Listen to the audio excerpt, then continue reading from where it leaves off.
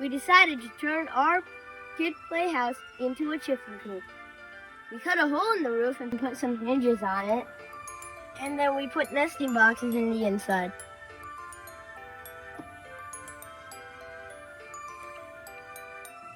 We also took some pallets, cut them up, and made them like ladders.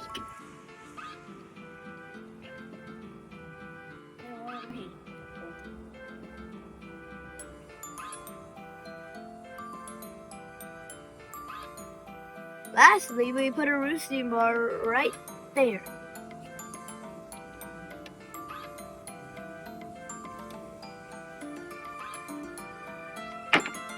And that is how we turned our kid playhouse into Santa's workshop kit. We found this playhouse on Facebook for $40, and we got free pallets.